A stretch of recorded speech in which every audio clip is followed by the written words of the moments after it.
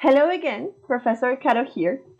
So in this video, I am going to show you how to navigate the UDL guidelines. UDL stands for Universal Design for Learning, and it is a framework created to guarantee accessibility to all of our students for all the materials that we tackle and all of the different learning experiences that we design. So this website has a lot of resources. It was created by CAST, which is kind of the ruling organization that has created this framework.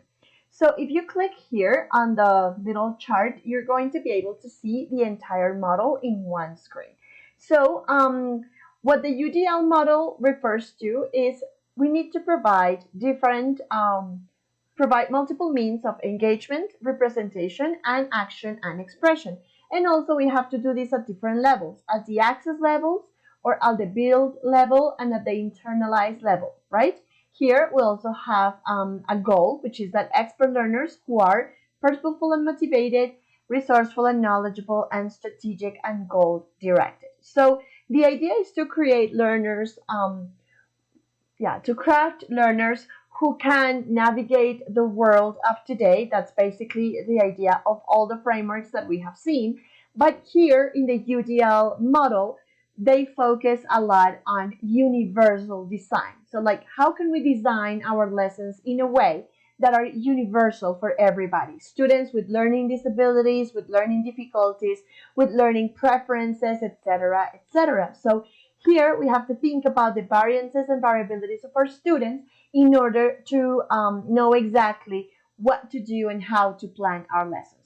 So the idea here is for you to explore this model thoroughly. As you could see in the chart, this model is pretty rich. So we have three different, let's say, axes to our learning, which are, first of all, engagement, the affective networks, or the why of learning.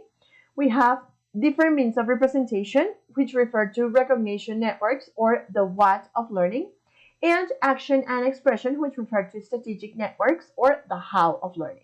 If you click here on the arrows, you're going to be able to go and see specifically what this one means, the principle, and what are the checkpoints and guidelines within that principle. So here we have three: recurring interest, sustaining effort and persistence, and self-regulation.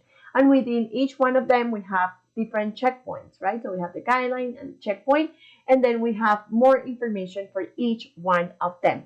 The same happens for representation, the purple axis, and action and expression, the blue axis. So if you go into the website, you navigate the website, you are going to be able to see the different aspects, indicators, and guidelines, of course, that CAST proposes for each one of these models, okay?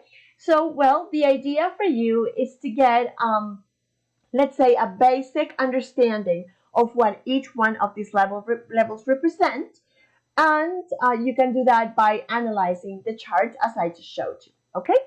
Also, I'm going to move this here just to show you this right-hand side of the website, where you can have access to some frequently asked questions.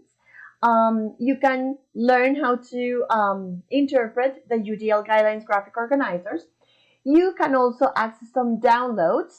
There have been some translations into Spanish. We have a translation into Spanish of the model, so you can download that and have it at your disposal in your files.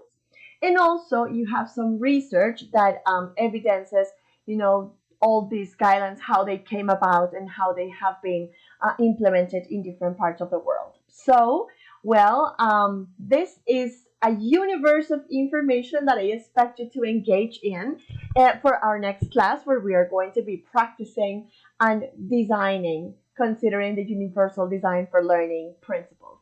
Thank you, and see you in class.